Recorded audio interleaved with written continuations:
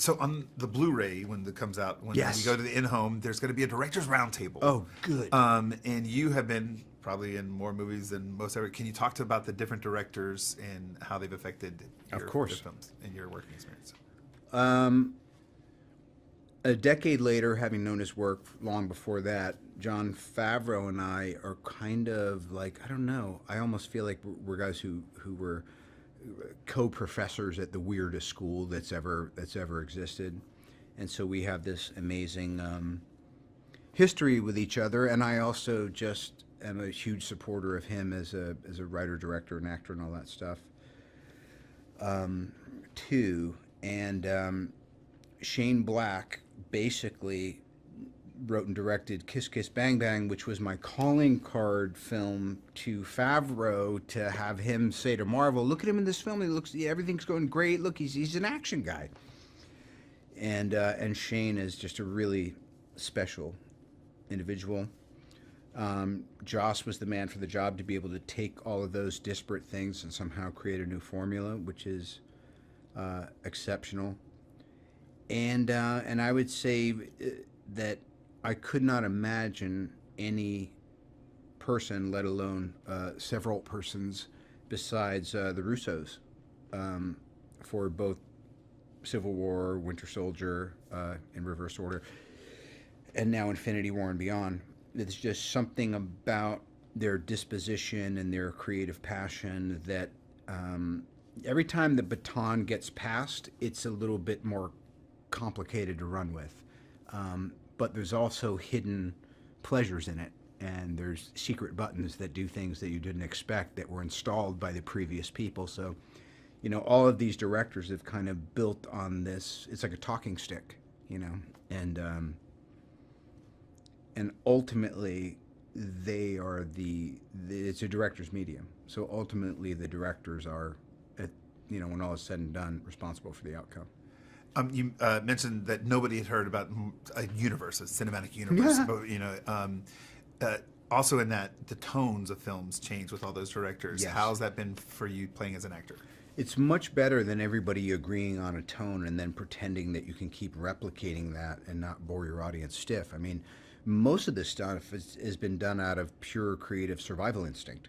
So, you know, and if I've learned one thing along the way now, is that the audiences are predictably unpredictable, but they tend to organize around certain lines, and they want to organize it at higher levels. And just as a spectator, I want to feel like there's an evolution in my own experience as just a viewer.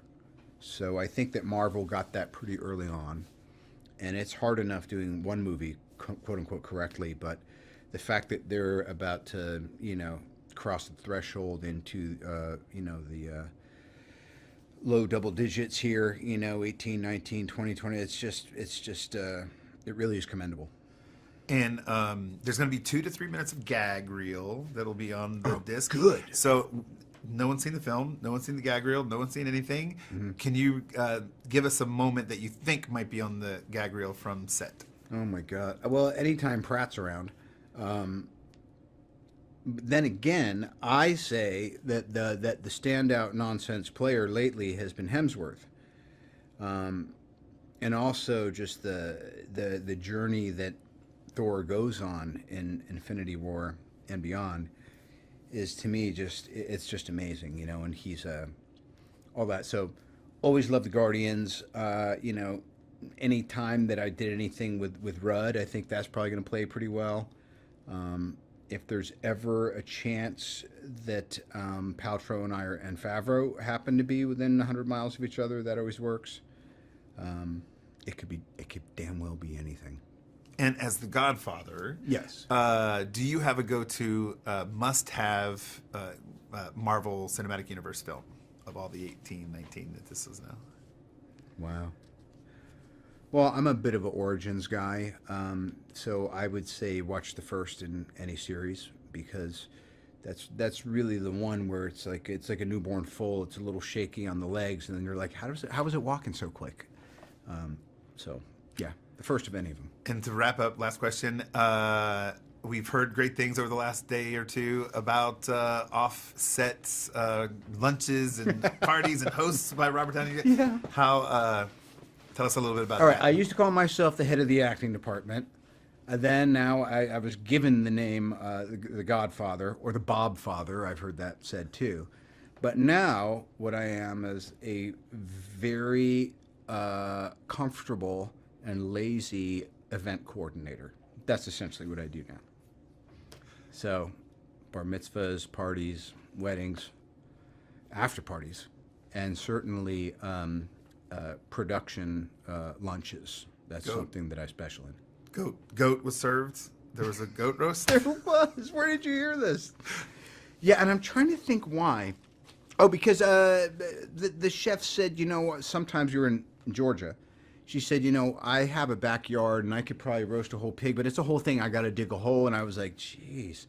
I was like, well, we're going to need that. And then it just seemed a little less brutal, but even stranger that there was a cloven-hoofed animal brought to her. It got very medieval that day. I'll tell you that much.